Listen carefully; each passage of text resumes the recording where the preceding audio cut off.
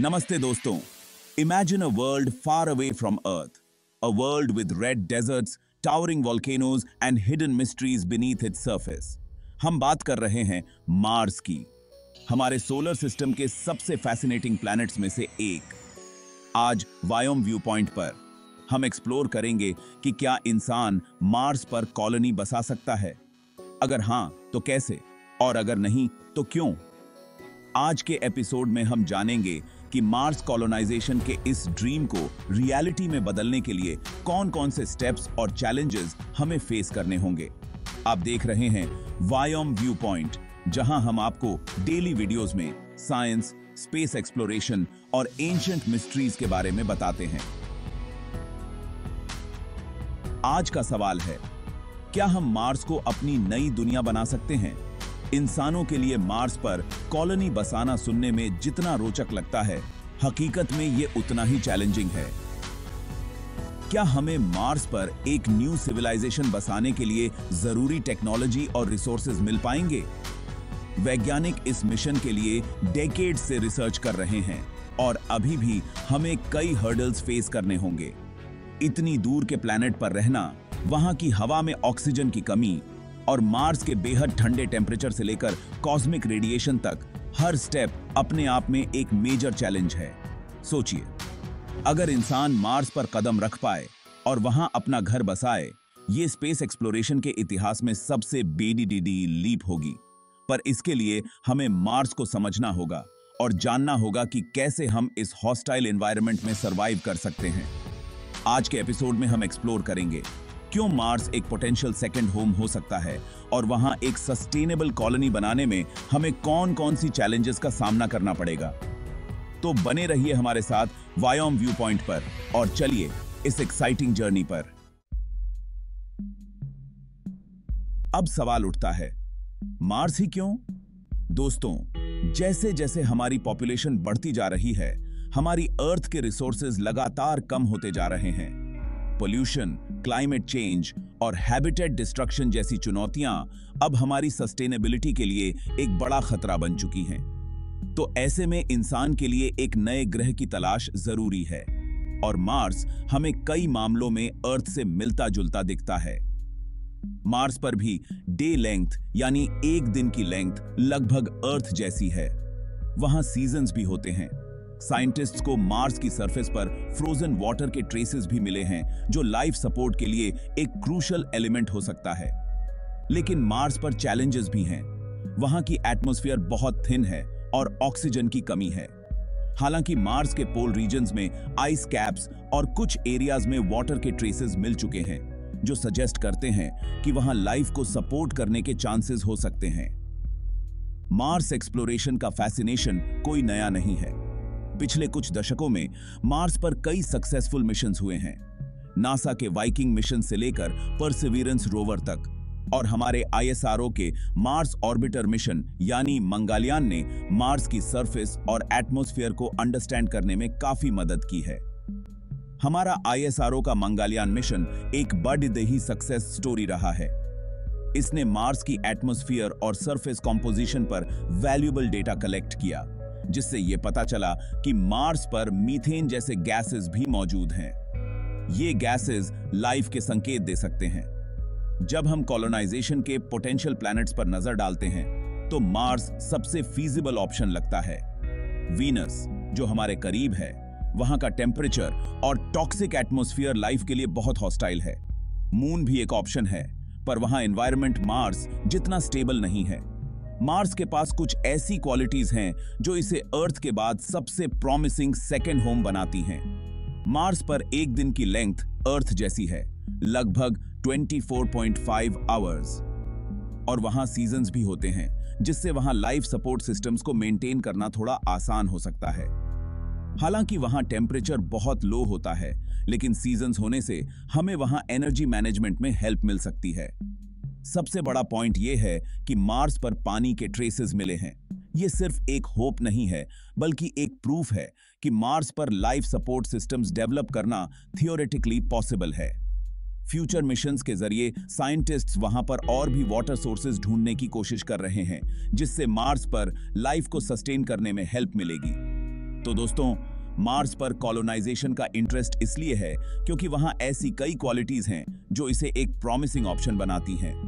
Seasons, दिन की length और वाटर ट्रेसेस की वजह से मार्स अर्थ के बाद सबसे प्रैक्टिकल डेस्टिनेशन है जहां हम फ्यूचर में एक नई सिविलाइजेशन की शुरुआत कर सकते हैं। मार्स तक का सफर अपने आप में एक बड़ी चुनौती है। मार्स और अर्थ के बीच एवरेज डिस्टेंस लगभग 225 मिलियन किलोमीटर्स है। करंट टेक्नोलॉजी के साथ इस जर्नी में 6 से 9 महीने लगते हैं। इतने लंबे समय तक जीरो ग्रेविटी में रहना एस्ट्रोनॉट्स की हेल्थ के लिए बहुत रिस्की हो सकता है। जीरो ग्रेविटी में रहने से मसल और बोन डेंसिटी कम होती है, जिससे एस्ट्रोनॉट्स के शरीर पर असर पड़ता है। अर्थ की ग्रेविटी में वापस आने के बाद रिकवरी काफी चैलेंजिंग हो सकती है। इसलिए मार्स मिशन में एक बड़ी चिंता है कि इतनी लॉन्ग जर्नी के बाद एस्ट्रोनॉट्स की हेल्थ कैसी होगी। कॉस्मिक रेडिएशन का खतरा भी बहुत बड़ा है। स्पेस में कोई नेचुरल प्रोटेक्शन नहीं है और अर्थ की तरह वहां एटमॉस्फेयर और मैग्नेटिक फील्ड नहीं होती जो हमें बचा सके। रेडिएशन एक्सपोजर से कैंसर और अदर हेल्थ इश्यूज का रिस्क बढ़ जाता है। मार्स मिशंस के लिए ऐसे रेडिएशन शील्ड्स पर रिसर्च की जा रही है जो एस्ट्रोनॉट्स की सेफ्टी को इंश्योर कर सकें। अगर हम मार्स पर सेफली पहुंच भी गए तो वहां की क्लाइमेट हमारे लिए बहुत बड़ा चैलेंज होगी। मार्स पर टेम्परेचर 60 डिग्री सी तक ड्रॉप हो सकता है। वहां की एटमॉस्फेयर बहुत थिन है, जिसमें सिर्फ 0.3% ऑक्सीजन है। मतलब हम वहां बिना लाइफ सपोर्ट सिस्टम्स के सरवाइव नहीं कर सकते। मार्स पर डस्ट स्टॉर्म्स भी बहुत कॉमन हैं। ये डस्ट स्टॉर्म्स कई बार महीनों तक चलते हैं और पूरे प्लैनेट को कवर कर लेते हैं, जिससे सोलर पावर जैसे एनर्जी सोर्सेज को यूज करना मुश्किल हो जाता है। फ्यूचर मार्स कॉलोनीज को ऐसे रिलायबल एनर्जी सिस्टम्स की जरूरत होगी जो ऐसे एक्सट्रीम कंडीशंस में भी काम कर सकें। मार्स पर बेसिक रिसोर्सेज की कमी भी एक बड़ी चुनौती है। वहां न तो पीने का पानी है, न खाना उगाने के लिए फर्टाइल सॉइल और न ही ब्रीदेबल एयर। साइंटिस्ट्स ऐसी सेल्फ सस्टेनिंग कॉलोनीज पर काम कर रहे हैं जो इन लिमिटेड रिसोर्सेज को एफिशिएंटली यूज कर सकें। पानी के लिए वहां इन साइटू रिसोर्स यूटिलाइजेशन या ISRU टेक्निक्स की मदद से मार्शियन सॉइल से रिसोर्सेज निकालने की कोशिश हो रही है। मार्स पर एनर्जी जनरेट करना भी एक चैलेंजिंग टास्क है। डस्ट स्टॉर्म से सोलर पावर अनरिलायबल हो जाता है, इसलिए साइंटिस्ट्स न्यूक्लियर एनर्जी या फ्यूजन रिएक्टर्स जैसी टेक्नोलॉजीज पर भी काम कर रहे हैं। ऐसे रिएक्टर्स मार्स कॉलोनी को स्टेबल एनर्जी सप्लाई दे सकते हैं, जो कॉलोनी के लिए एसेंशियल होगा।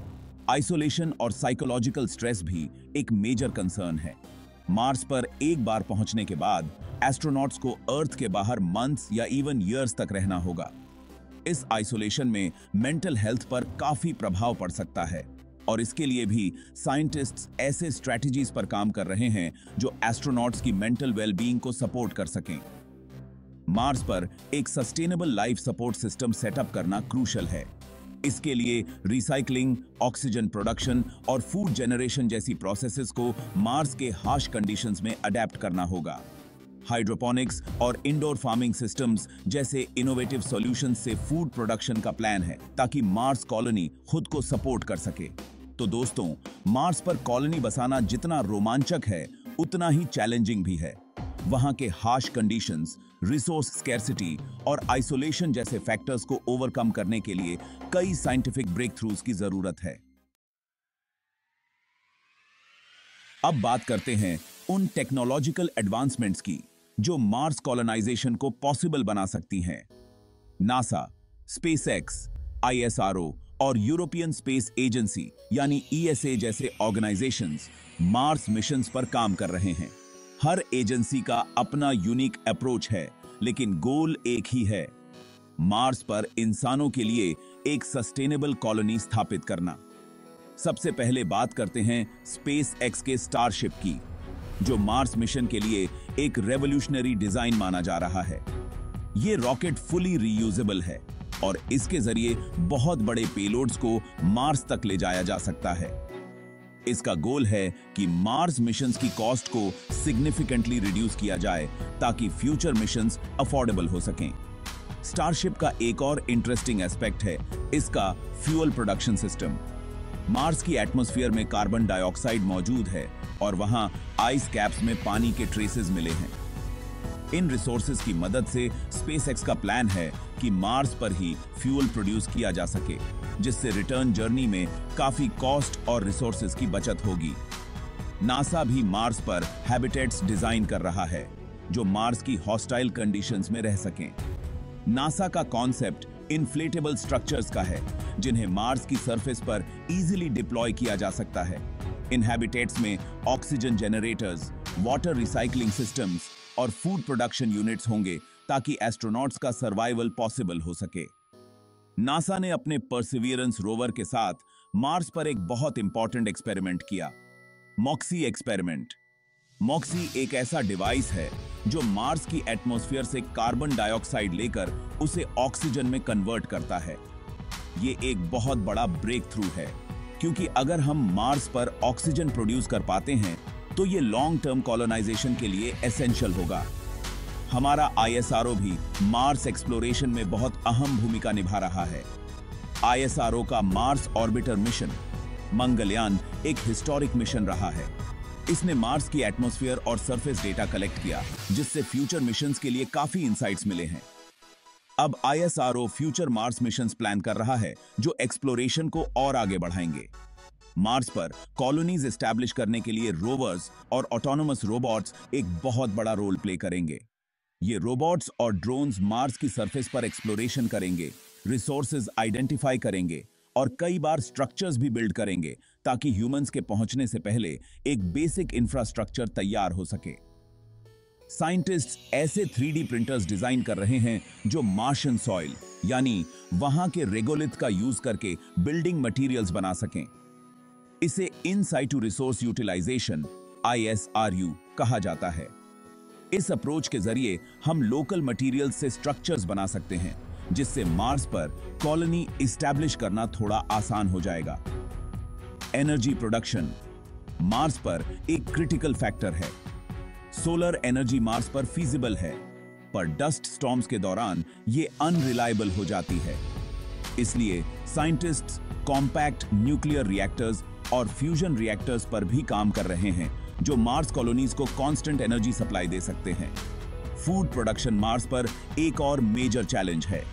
इसके लिए साइंटिस्ट्स हाइड्रोपोनिक्स और एरोपोनिक्स जैसी टेक्नोलॉजीज पर काम कर रहे हैं, जिसमें बिना सॉइल के प्लांट्स ग्रो हो सकते हैं। ग्रीन हाउसेस के जरिए मार्स कॉलोनी के लिए एसेंशियल फूड प्रोड्यूस किया जा सकेगा। ये सिस्टम्स पानी को एफिशिएंटली यूज करते हैं, जिससे लिमिटेड रिसोर्सेज में भी क्रॉप्स ग्रो करना पॉसिबल हो सकेगा। इमेजिन कीजिए एक ऐसा मार्स कॉलोनी जो अपने फूड, वाटर और ऑक्सीजन खुद प्रोड्यूस कर सके और एनर्जी के लिए पूरी तरह से सेल्फ सफिशिएंट हो। ये विजन ही मार्स कॉलोनाइजेशन का अल्टीमेट गोल है, एक ऐसी सस्टेनेबल कॉलोनी जो अपने आप में एक न्यू सिविलाइजेशन हो। तो दोस्तों, इन एडवांसमेंट्स की वजह से अब मार्स कॉलोनाइजेशन का सपना पहले से कहीं ज्यादा पॉसिबल लगने लगा है। ये सारी टेक्नोलॉजीज मिलकर हमें उस दिन के करीब ला रही हैं जब इंसान मार्स पर अपनी पहली सस्टेनेबल कॉलोनी बना सकेगा। तो दोस्तों, ये था हमारा मार्स कॉलोनाइजेशन का फैसिनेटिंग जर्नी, एक विजन जिसमें इंसान एक नए प्लैनेट पर जीवन की शुरुआत कर सकता है। जिस तरह से हम एक सस्टेनेबल कॉलोनी के लिए टेक्नोलॉजी और रिसोर्सेज डेवलप कर रहे हैं, वो हमें इस ड्रीम के करीब ले जा रहा है। मार्स तक पहुंचने और वहां रहने की राह आसान नहीं है। डिस्टेंस, हार्श क्लाइमेट, रेडिएशन और रिसोर्स स्कार्सिटी जैसे कई हर्डल्स हमें फेस करने होंगे। पर हिस्ट्री ने बार बार यह साबित किया है कि इंसान की क्यूरियोसिटी और डिटर्मिनेशन हमें किसी भी मुश्किल से पार ले जाती है। आज नासा, स्पेसएक्स, ISRO और बाकी स्पेस एजेंसीज मार्स के लिए ऐसी टेक्नोलॉजीज पर काम कर रहे हैं जो इम्पॉसिबल को पॉसिबल बना सकती हैं। Reusable rockets, in situ resource utilisation और एडवांस्ड हैबिटेट्स हमें मार्स पर सस्टेनेबली सरवाइव करने में मदद करेंगे।